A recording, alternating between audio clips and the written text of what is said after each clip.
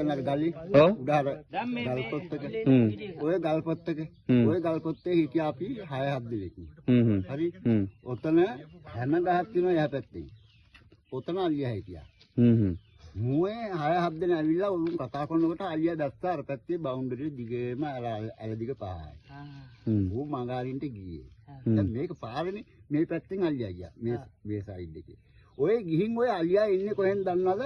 ඔය සයිඩ් එකේ ගිහින් මෙතනින් මේ පාර්ට් එනවා. හරි? එතකොට මිනිස්සු අපි ආපු ටික එන්නේ මේ පැත්තෙන් පාරේ. අරු හිතලම එන්නේ එහෙම. අරු හිතන්නේ අලියා අර පැත්තෙන් කනකට ගියා කියලා.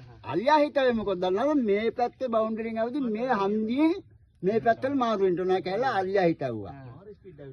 දැන් 6-7 දෙනා නැවිලා මුන් අර අපේ බවලක් කච්චි හිටියනේ. ඒ ටිකයි තව කොල්ලෙක් දෙන්නෙක් තුන් දෙනෙකුයි හිටියා. මූවි මල්ල කරේ තියාගෙන ආවා. දැන් මං ඔය එන්නේ. ඔය වාගේ ආවා. අර වාගේ පස්සේ දැන් අපි දැන් ආවේ කණ්ඩායම් දෙකට.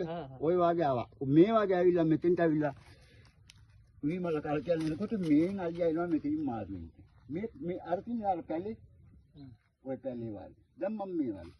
ඔය දෙන්නේ කිව්වා. කොහෙද එන්නේ කියනකොට ඉඹගෙන ආවනේ කෙලින්ම මෙතෙන්ට. මූ යන්න ගියා හරේ.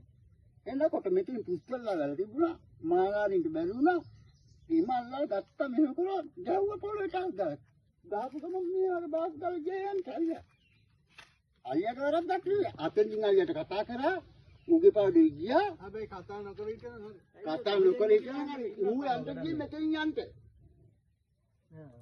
අයියා හරි මනුස්සයන්ගේ අතෙන් යන්න දුන්නෙත් නෑ එතෙන් කතා කරා මෙතෙන් යන්න යනකොට මෙතෙන් කතා කරා පොළොට තරහා කතා කරන්න බැරි වුණා මේ පල්ලෙහාට මං ඉතින් නිමල් කෙලෙක්